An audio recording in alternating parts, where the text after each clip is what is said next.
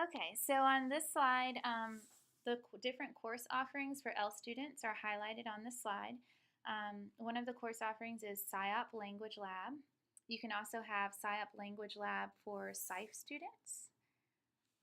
Shivani, you want to talk about SIFE students and tell them what exactly SIFE stands for?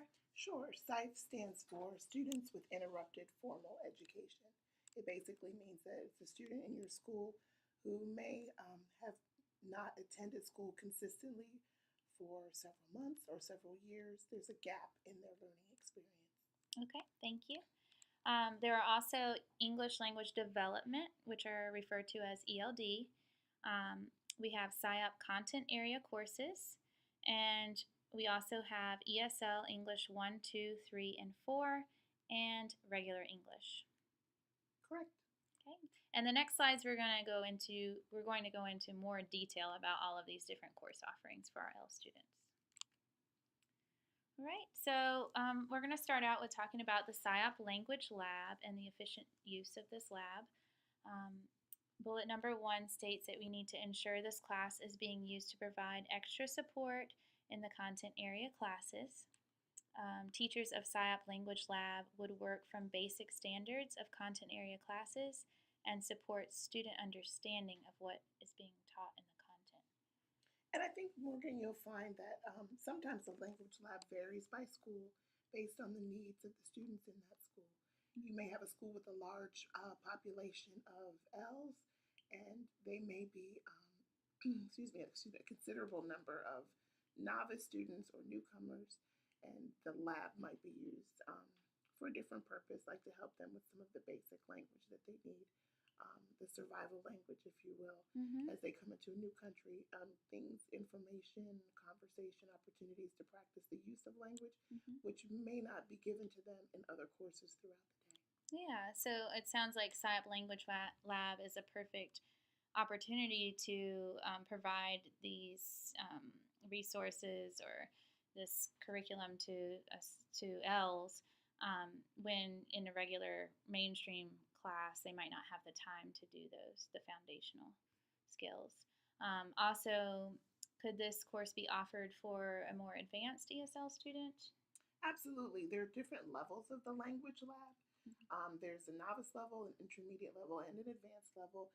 And the lab content and, I guess, scope and sequence can vary. You can definitely have an advanced level lab, maybe something that you want to offer kids who are working on a senior exit project or working on their research papers.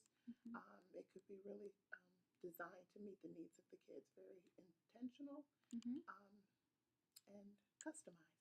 Great. All right, let's go on to the next slide. So this one talks about the different credits for the SciOp Language Lab, and a lot of time staff will ask, can students get more than 1 credit for taking a SciOp Lab? And the answer is yes, right? Yes. Students are eligible to take more than 1 language lab based on their individual needs. Language Labs courses should be labeled novice, intermediate, and advanced. And course codes need to be different for students to get credit for each course. This is really important, isn't it, Shivanya? Absolutely. We've had instances where kids were scheduled for the language lab more than once, and they were actually scheduled in the exact same language lab with the exact same course code. So what we need to make sure we are doing is we're appropriately scheduling students in language labs that have different course codes so that they're able to earn credit for each of those courses. You cannot earn credit twice for the same course. Oh wow! So we definitely, the course codes are very important then in order for students to get credits, because just like any other student, regular native English students, these L's have to meet their graduation requirements. So we don't want them taking a course and not receiving credit for it. Absolutely. Just like we don't want them to overuse the labs in an effort to probably give kids an opportunity to practice in the language. If a student's ready to move on and they don't need the lab support as intensively as others, it's time to move them into other electives and give them an opportunity to earn the credits that they need towards graduation. Because the lab is an elective credit, but there are certainly other credits that students need in order to graduate as well. Excellent. and she covered the last slide. So be careful with the overuse of labs because that can prevent a student from moving forward. Thanks, Shivanya. Absolutely. So SciOp Language Lab and SIFE students. Shivanya talked about, the definition of a SIFE student earlier. These students have some sort of interrupted education, and they can also be scheduled into a SciOp Language Lab that meets the specific needs of these students. English language development, the ELD courses. These students are grouped into novice or intermediate English language development courses. They work in small groups to develop listening, speaking, reading, and writing skills in English. And ELD precedes English courses. Consider offering ELD second semester for students enrolling mid-year. So, Shivanya, what are the benefits of a student taking, if they come in mid-year, they've missed the whole first semester, what are the benefits of enrolling them in an ELD course for that second semester versus putting them into a regular English course? Well, because the ELD class is designed to provide support to the students in the 4 modalities, listening, speaking, reading, and writing, it's really nice to have the ELD class so that they can transition comfortably into a regular English 1, 2, 3, or 4 level course rather than throwing them or scheduling them. Sorry, rather than they might feel like they're being thrown. Rather than scheduling them in the course immediately upon arrival, it gives the students a little extended time to kind of practice in the use of the language, become more comfortable with it, so that as they do transition into an English 1 course or English 2 or 3 or 4, they can do so with a little more confidence in their ability to use the English language. Yeah, that makes a lot of sense. And an ELD course is not an EOC tested course, is it? It's not. It's an elective course. Oh, it's an elective. Okay, so they wouldn't feel that pressure, if, just arriving to the country and then being placed into an EOC tested course as well. So it gives them that time to adjust, which is great.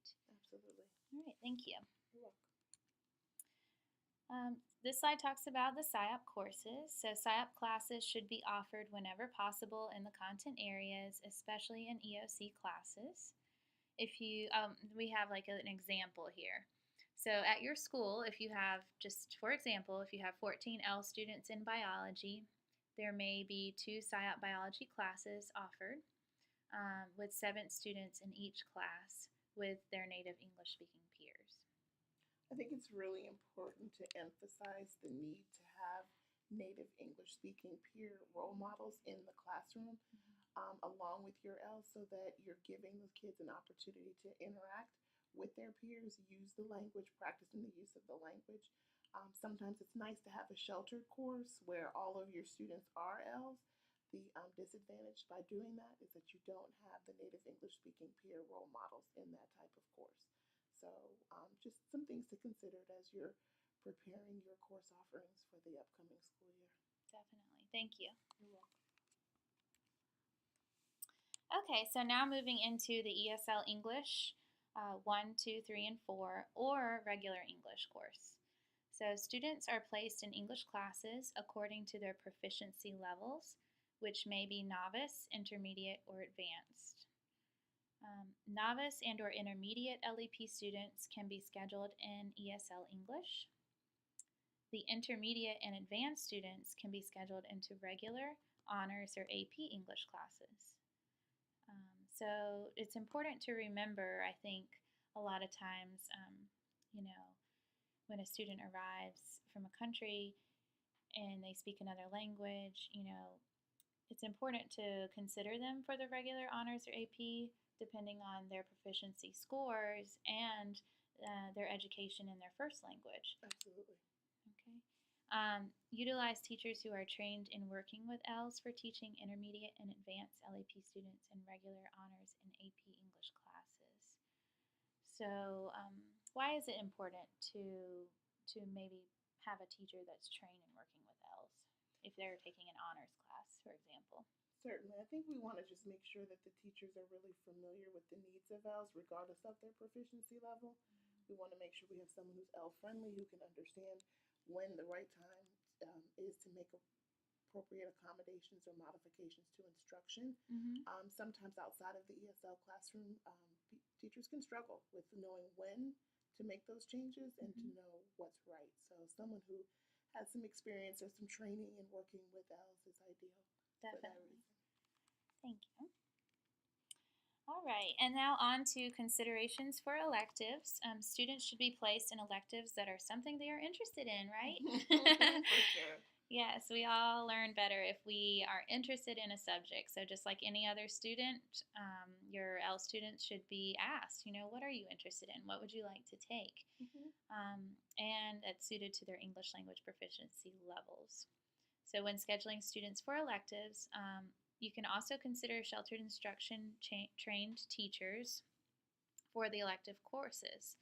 Um, a lot of times, I think, Siobhan, you were saying that there are sheltered instruction or teachers that are trained in sheltered instruction um, that teach these elective courses. Yeah, we actually have a lot of teachers that teach CTE Mm-hmm. and art and music um, that come out to receive training in PSYOP Mm-hmm. and Excel. Just opportunities to work with to receive training so that they can work with their L's. And they're not always content specific, but a lot of elective teachers are coming out to get the training as well, and it has been beneficial to them in those content areas because we have to remember that our elective teachers teach all of the All children. students, right? Yes.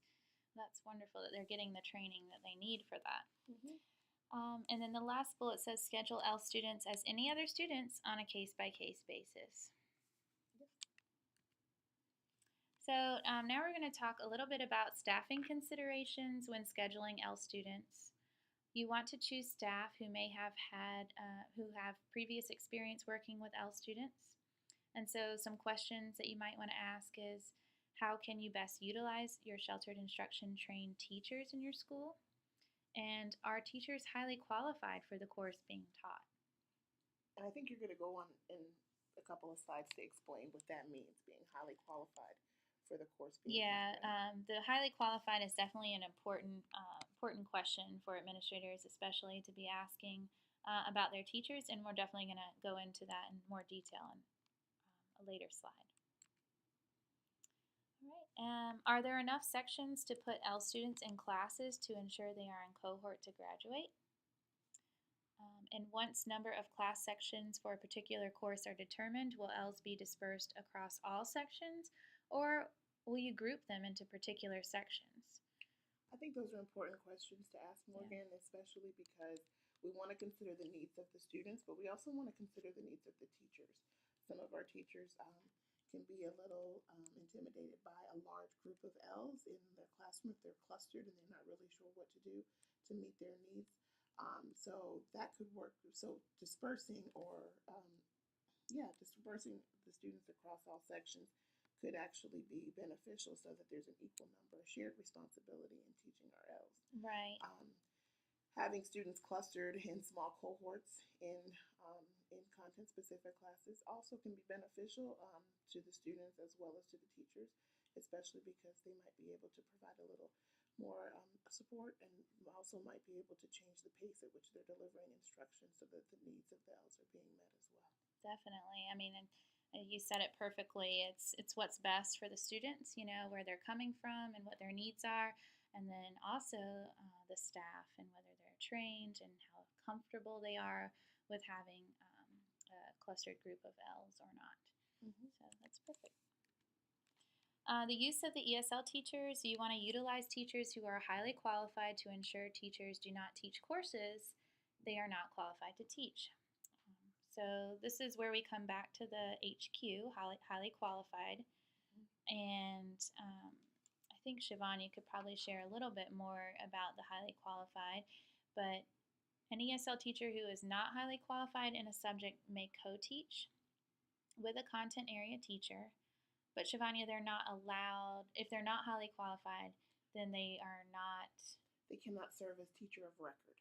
Okay. So in order to serve as teacher of record for students in a specific content area, the teacher must be considered highly qualified and certified to teach that content So if it's a course that's not an ESL specific course where the ESL teacher is licensed, certified, and highly qualified in ESL, Mm-hmm. then that's where we find the co-teaching scenario come into play.